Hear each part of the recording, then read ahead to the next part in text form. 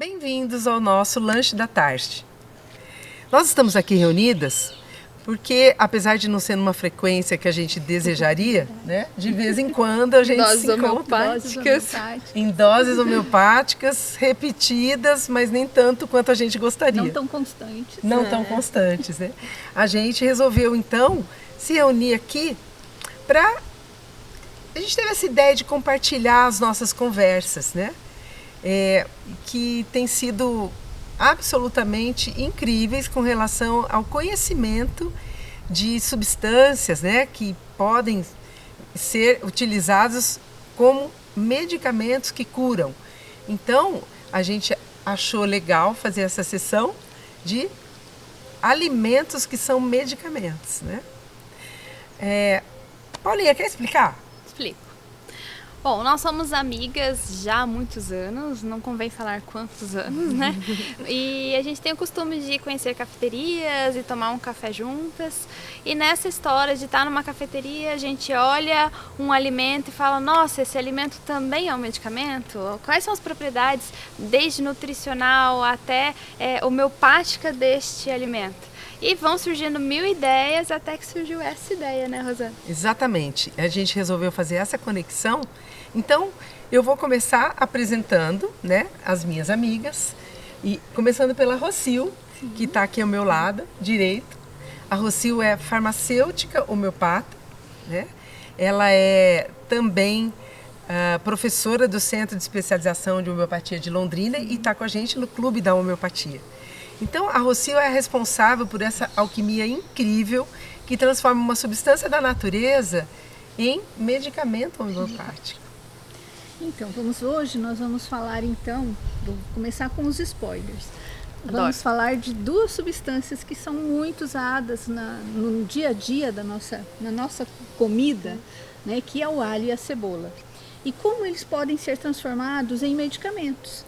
E quais as funções deles como medicamento? Como tempero a gente conhece no nosso dia a dia, mas e como medicamento? Como ele é preparado? Qual é a função nutricional? Qual é a função na homeopatia? Então nós vamos falar um pouquinho desses dois medicamentos. O que será que a gente vai falar? O que será? Continuando aqui do meu outro lado está a Paula. A Paulinha, como é nossa conhecida, né? Sim. A Paula, então, ela é veterinária homeopata. E ela também é nutricionista. E ela está participando com a gente, com os projetos dela com a gente, né? E ela é especializada em modulação intestinal e também em reprogramação epigenética. Paulinha, conta pra gente, o que a gente pode esperar da arte da nutrição?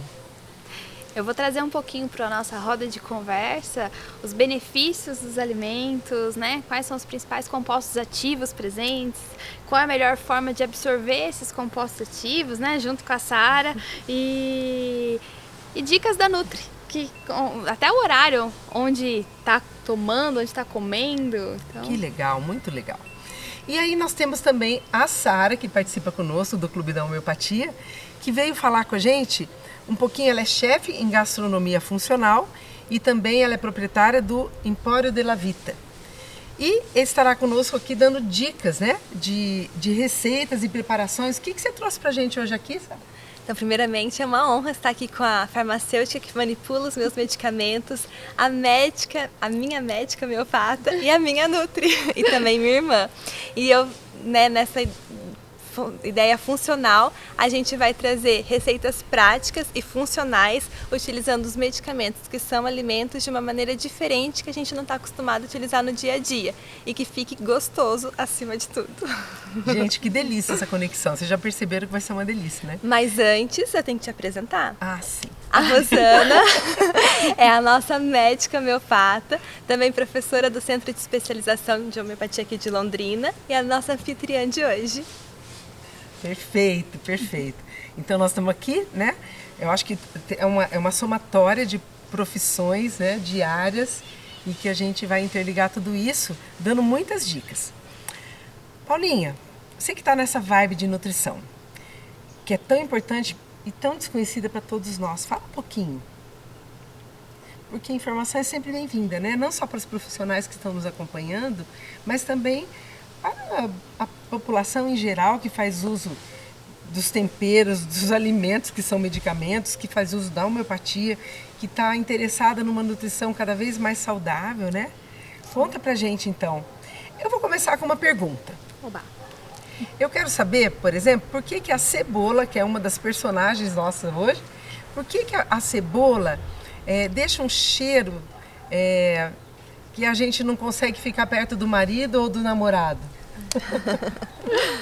Bem, a cebola, assim como o alho, contém compostos organosulfurados, que quando são liberados, liberam esse cheiro característico, né, tanto do alho como da cebola. Eles liberam tanto na transpiração como no hálito, né, e dão esse odor característico. Não pode beijar ninguém. Não aconselhável. E também, dentro da nutrição, eles são considerados FODMAPs. Aí todo mundo vai falar, o que é FODMAPs? Então, FODMAPs são carboidratos, os nossos açúcares, e polióis fermentáveis. Então, tanto a cebola quanto o alho. Aí tudo vai depender da microbiota intestinal de cada um. Então, se eu tiver uma microbiota em desequilíbrio ou com bactérias que são mais fermentáveis, eles vão utilizar esses FODMAPs, o alho e a cebola, e vão causar uma fermentação que vai ter distensão abdominal, gases e também liberar mais... vai causar mais estufamento na pessoa. Paulinha, o que é essa história de microbiota individual? Conta pra gente.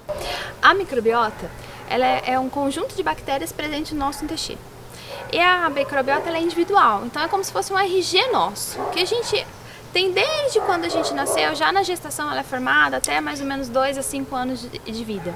O que acontece? Com os hábitos de vida, estilo de vida, o dia a dia da pessoa, essa microbiota ela pode sofrer algumas alterações. Então, com a alimentação, a gente vai estimular essa microbiota a se reestabelecer num nível saudável, como se fosse um elástico, esticando ela para ela ter uma plasticidade melhor, que é uma biodiversidade maior. E essa é a microbiota. Sabe que interessante? Eu estou pensando aqui. Microbiota individual. Na homeopatia é muito importante a individualidade, né? A gente faz um diagnóstico individual. Quer dizer que a gente tem, então, uma individualidade também na nossa microbiota intestinal? Sim. Então, na nutrição também, a gente busca essa individualidade da pessoa. Então, quer dizer que O saque, é interessante, então, para a gente não confundir. Me conta do alho. O que tem de componentes nutricionais no alho? Um dos componentes nutricionais do alho que eu gosto muito é a SAC, que é a S-alilcisteína. A SAC, a S-alilcisteína, ela é muito utilizada no controle de colesterol, para diabetes, para abaixar a pressão arterial. Para falar a verdade, sim, deixa eu falar de outra forma, né? Não vai abaixar a pressão arterial. Se a pessoa tiver uma sensibilidade maior, ela vai atuar com sinergismo junto com um contexto todo, fazendo uma vasodilatação e diminuindo um pouquinho a pressão arterial da pessoa, né? Eu não posso estar falando, eu vou substituir o medicamento, concorda? Concordo totalmente. Interessante, né?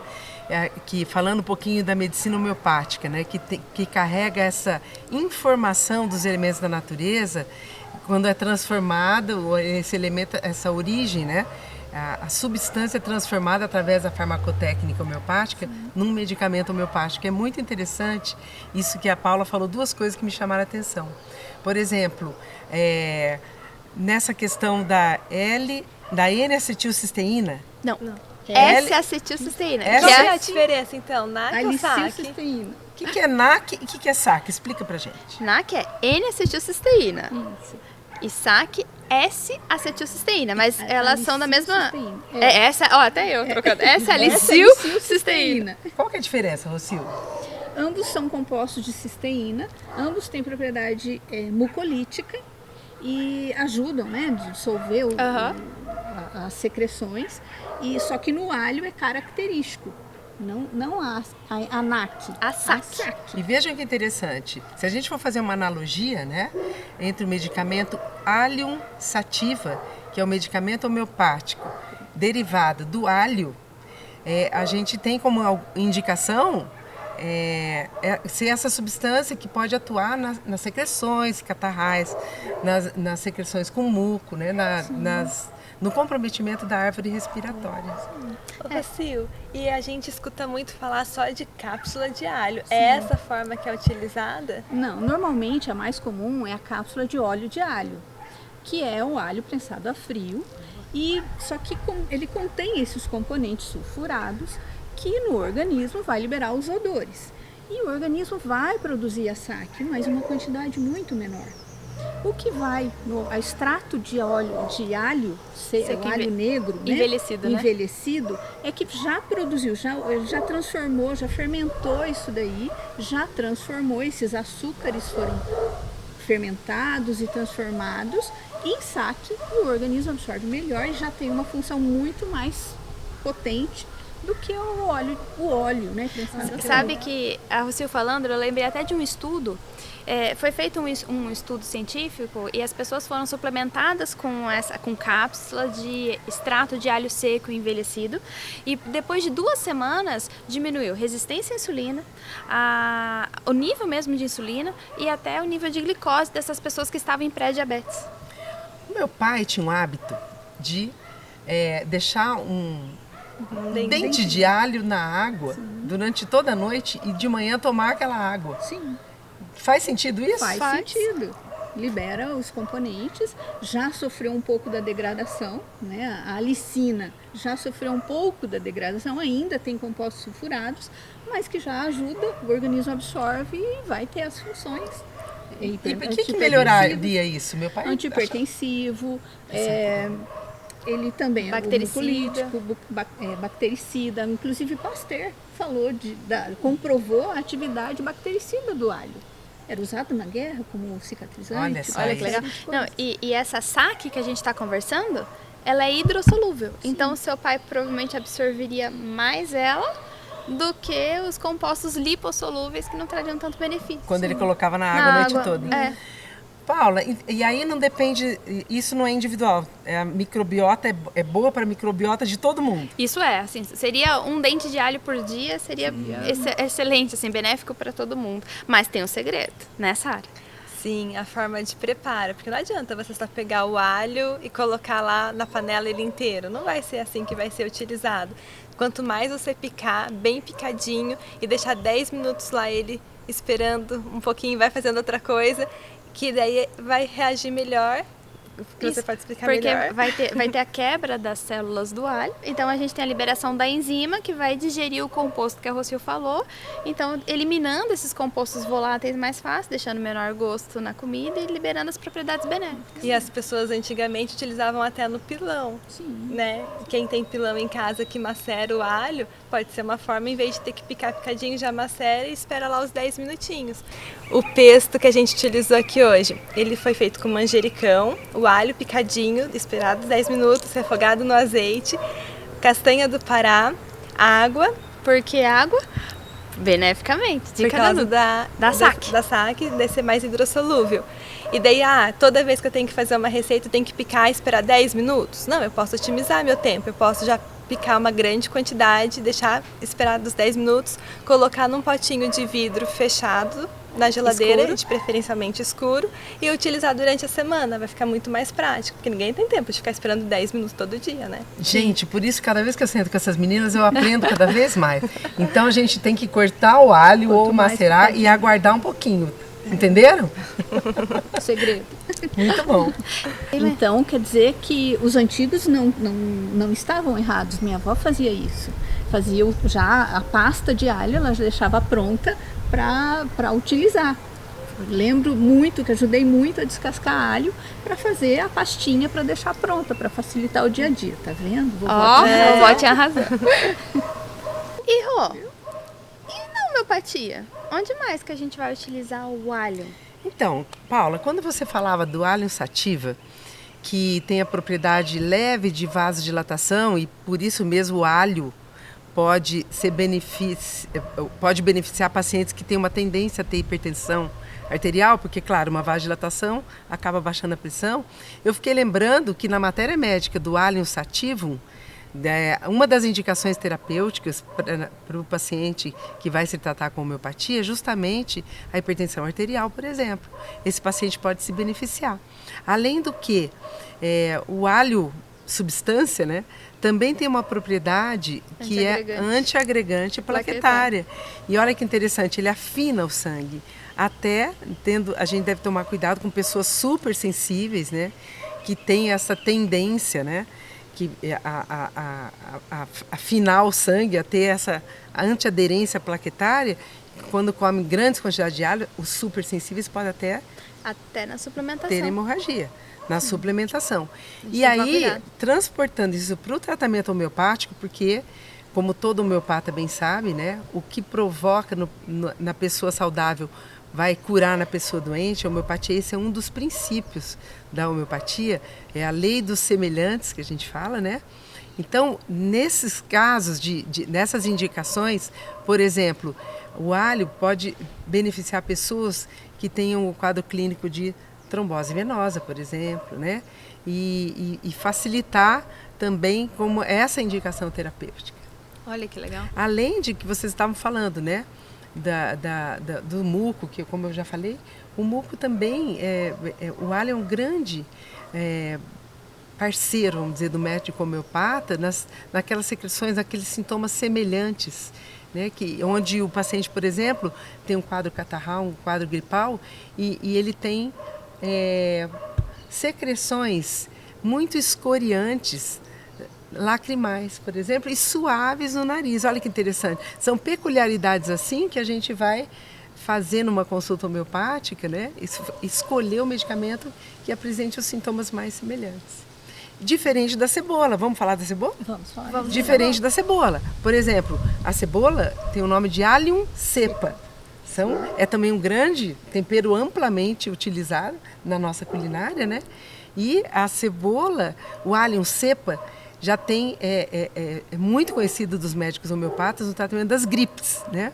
Onde especialmente tenha uma coriza importante. É só a gente lembrar, por exemplo, quando a gente corta uma cebola, o que a gente sente, né? Aquela ardência importante nos olhos, mas as secreções dos olhos do paciente que precisa da Allium cepa, do medicamento Allium cepa, são suaves, enquanto que as secreções nasais são ardentes mesmo, muito importantes, né? Chegam segundo um grande homeopata chamado James Tyler Kent, ele descreve uma bola de fogo no palato, no céu da boca, de tanto que pode arder, né? Além de outros benefícios também, né?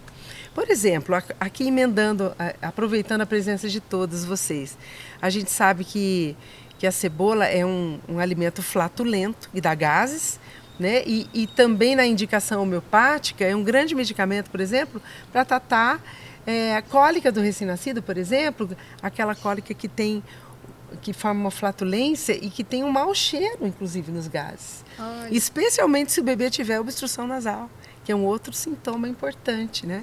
Então, por que a cebola incha? Por que a cebola é flatulenta? Quem podia me explicar isso? Dá gases. Por que a cebola dá gases? Volto para os FODMAPs. FODMAPs. Falou da mesma forma que o alho, que eles são substâncias fermentáveis, né? Então vai dar essa sensação de estufamento, de gases, desconforto abdominal.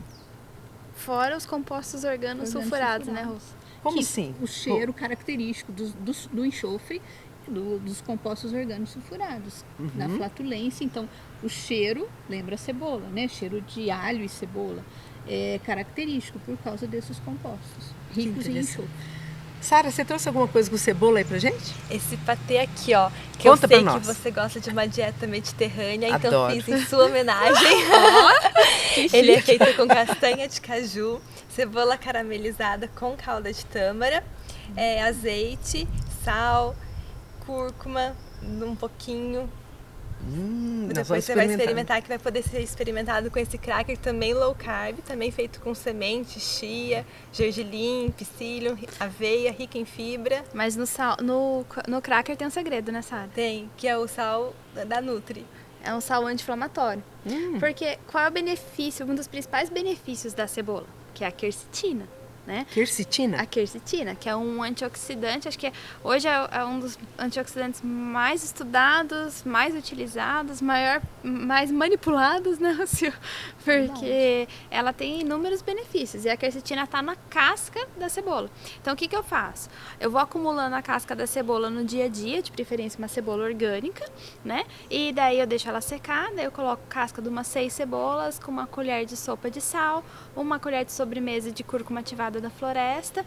Se eu tiver em casa uma ou 2 colheres de sopa de levedura nutricional, bato tudo no multiprocessador e uso isso para tempero, que daí eu tenho o benefício anti-inflamatório da cúrcuma, a B12 da levedura nutricional e a quercetina da casca de cebola.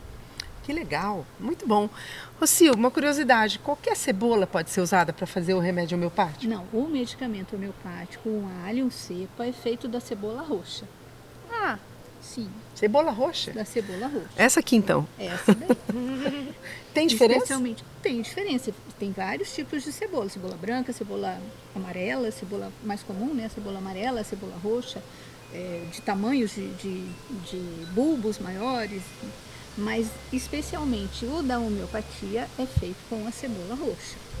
É uma cebola mais comum na época, que foi experimentado por Hering, que foi discípulo de Hahnemann. Então é um medicamento bastante antigo. Foi experimentado provavelmente porque na região era o que mais tinha, a cebola mais comum da região que Hering fez. E ela é riquíssima, além da quercetina, em antocinidinas, que é a cor roxa, que é um outro antioxidante. Nossa, que Mais beleza. potente e mais adocicada. Sim, tem mais que tem nas frutas nas vermelhas. frutas vermelhas. Nossa, eu já quero isso. Me falaram que tem um tempero que substitui o sal. Como é que é isso? Esse tempero. Esse tempero. Então, é muito importante a gente saber. Paula, então qualquer um pode trocar esse tempero, Pode o acrescentar. sal, por esse? Você vai acrescentar nas suas preparações salgadas. Olha. Nessa área, onde mais você usa? Aonde você colocar sal. Você pode fazer arroz com ele, que fica uma delícia. E fica um arroz feijão, amarelo, né? Fica um parecendo que tem açafrão. Porque Porque tem, né? A cúrcuma, mas você pode colocar no feijão, em qualquer... Onde você coloca sal, numa torta, Uma panquequinha. numa panqueca, Que interessante. no cracker. Gente, então é incrível, né? Esses alimentos serem medicamentos desse nível, né? E na culinária a gente usa junto, alho e cebola geralmente, aqui a gente fez separado. Mas e na homeopatia? Usa junto, separado? Ah, então, é legal essa tua pergunta, sabe, Sara? Porque existe muita confusão, né?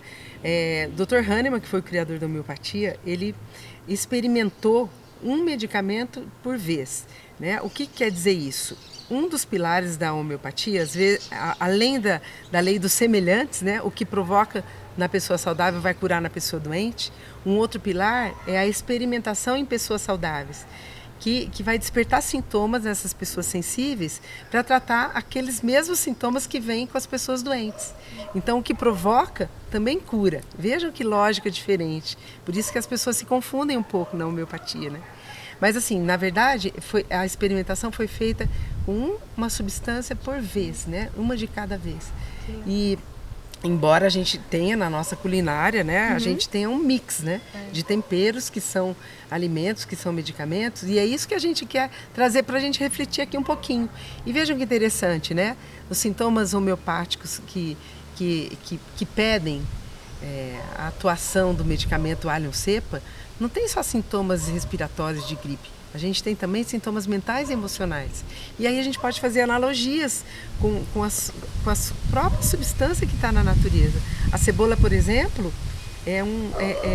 tem várias camadas, né? Então a gente vai encontrar pacientes com muitas camadas das suas emoções também. Por exemplo, de melancolia, de nostalgia, de ansiedade. Então, o paciente pode chegar para a gente de formas diferentes, de acordo com essas camadas do seu estado mental ou emocional, né? Não é interessante? Muito lindo. E olha que legal, pensando na quercetina da cebola, a quercetina hoje ela é estudada como antioxidante, anti-inflamatório e ela tem também ação neuroprotetora. Então, se for parar para pensar nessa parte mental, a quercetina também atua. Rocio, a gente raramente tem uma farmacêutica homeopata explicando para a gente sobre o preparo do medicamento alho-cepa. Você podia fazer isso? Sim. Ambos, cebola e alho, são bulbos. e eles devem ser coletados no momento correto. Por exemplo, um bulbo, quando no início do inverno, no início da primavera, é quando a seiva vai toda para o bulbo e para as raízes. Então deve ser coletado neste momento. Para quê? Para que você pegue o melhor da substância, né? Então, coletado na época correta e preparado, né, recém-coletado, preparado, vai ser identificado corretamente, né? Não é só pegar a cebola, não, eu preciso identificar corretamente a substância que eu vou utilizar, prepará-lo por tintura mãe. O que é isso? Eu vou pegar a substância, picar finamente, uma série de cálculos que são feitos para a preparação, não é só verter um álcool em cima, tem uma série de processos a serem feitos para se fazer uma tintura. Deixar ele macerando, deixar em contato num vidro escuro, conforme é determinado por quem experimentou, como é que foi feito. Mas normalmente 10 a 20 dias no ambiente escuro, vai ser agitado, vai ser para depois ser filtrado, e então teremos a nossa tintura, que a partir daí é feito as escalas homeopáticas, né? Centesimal, que é normalmente mais utilizada, né? A decimal, a LM e a SD. Gente, eu adorei, aprendi um monte. Eu espero que vocês também tenham aprendido e gostado. Eu espero que todos que estão assistindo tenham adorado isso. Muito. Eu quero agora comer o meu alimento antioxidante, eu quero propor um brinde, tá bom? Pode ser? Que nós possamos estar aqui de novo por muitas vezes com os novos alimentos que são medicamentos. Até a Até a próxima. próxima.